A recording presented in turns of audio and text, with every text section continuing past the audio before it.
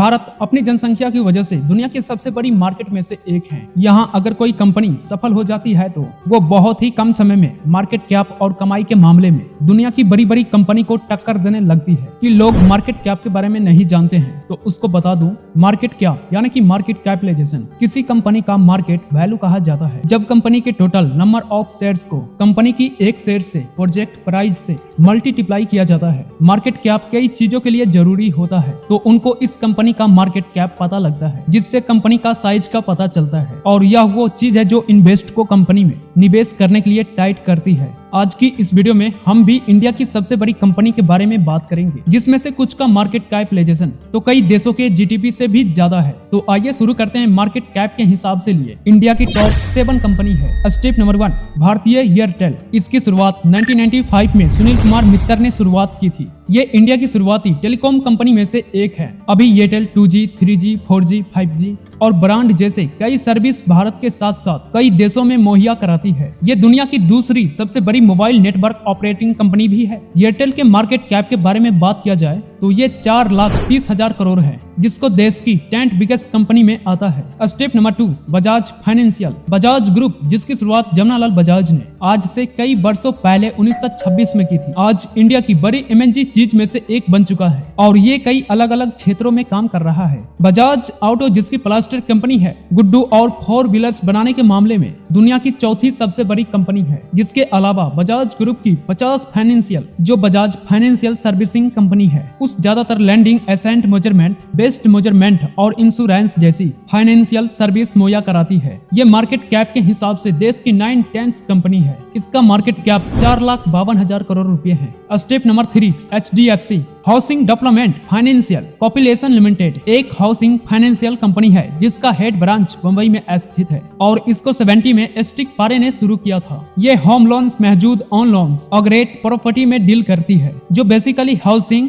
Financial के sector में आता है। ये हमारी देश की सबसे बड़ी एजेंसी है, जिसके पास 40% से भी ज्यादा मार्केट शेयर है। अभी दीपक पारिये इसका चेयरमैन है। आपको जानकर शायद हैरानी हो, इसका मार्केट कैप 4,55,000 करोड़ रुपए है, जिसको भारत की 8वीं सबसे बड़ी कंपनी बनाता है। स्टेप नंबर 4, SBI यानी कि स्टेट बैंक ऑफ इंडिया के बारे में आप लोग तो जानते होंगे। ये एक Indian multinational public sector bank है, जो देश भर में फाइनेंशियल और बैंकिंग से जुड़ी अलग अलग सर्विस मुहैया कराता है। इंडियन 100 कॉपीडेंट का सबसे पुराना कमर्शियल बैंक भी है। अपने 20 साल के इतिहास में हम और आप जानते हैं उन लगभग 20 फैक्स मैनेजर और कैचर से बना है। वही इसकी मार्केट कैप के बारे में बात किया जाए तो 4,57,000 करोड़ रुपए है, जिससे भारत की मोस्ट वैल्यू बैंक में से एक बनाता है। स्टेप नंबर 5, हिंदुस्तान यूनिलीवर यानी कि हिंदुस्तान यूनिलीवर लिमिटेड यानी कि एक इंडियन FMCG यानी फास्ट कमर्चूट एक कंपनी है। भले ही आप इसके बारे में ना जानते हो, लेकिन इसकी प्रोडक्ट आप यूज किए होंगे। Vaseline, Lifebuoy, Lux, Dove, Surf Excel आदि इसकी फेमस प्रोडक्ट हैं, जो कस्टमर में काफी पॉपुलर है। एक्चुअली एक अनुसार हर 10 में से 9 भारतीय कंपनी का प्रोडक्ट जरूर यूज करता है, तो आप लोग तक इसकी पहुंच होती है। इसकी शुरुआत हिंदुस्तान वंशपति मैन्युफैक्चरिंग कंपनी के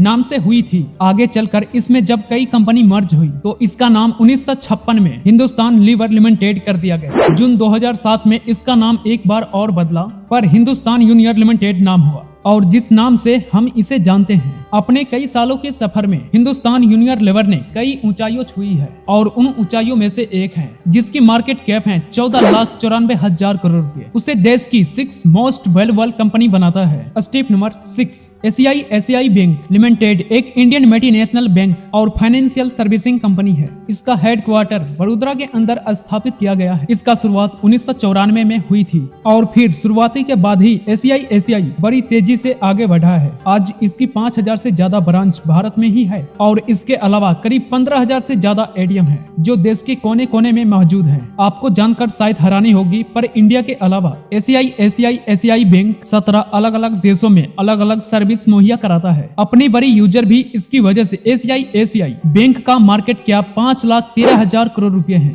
जिसको इंडिया की सबसे ज्यादा युक्ता कंपनी में 5वें नंबर की कंपनी में आता है। स्टेप नंबर 7, रिलायंस इंडस्ट्री कई सालों देश के सबसे अमीर व्यक्ति रहने वाला देश की सबसे ज्यादा वैल्यूएबल कंपनी है। मुकेश अंबानी का रिलायंस इंडस्ट्री है। इसको मुकेश अंबानी का पिता ने धीरूभाई अंबानी ने शुरू किया था। ये energy, petro, natural gas, retail, telecommunication, fast media पर टेक्सटाइल्स जैसे कई कई अलग अलग सिस्टम में काम करती है। इसके अलावा देश की सबसे ज्यादा प्रॉफिटेबल कंपनी में से एक है, लेकिन इनके हिसाब से भी ये देश की सबसे बड़ी कंपनी है। इतना ही नहीं, ये इंडियन सपोर्ट का 8% हिस्सा एक्सपोर्ट करती है। लोगों को रोजगार देने के मामले में ये 10वें नंबर पर है। इसमें लगभग 2,36,000 लोगों काम करते हैं। इसकी मार्केट कैप की बात किया जाए तो वो 17,95,000 करोड़ रुपए है। तो ऐसे बिजनेस पर्सनैलिटी जानकारी लेने के लिए आप हमारी चैनल को सब्सक्राइब कर सकते हैं। तो चलिए मिलते हैं नेक्स्ट वीडियो के साथ। जय हिंद, वंदे मातरम।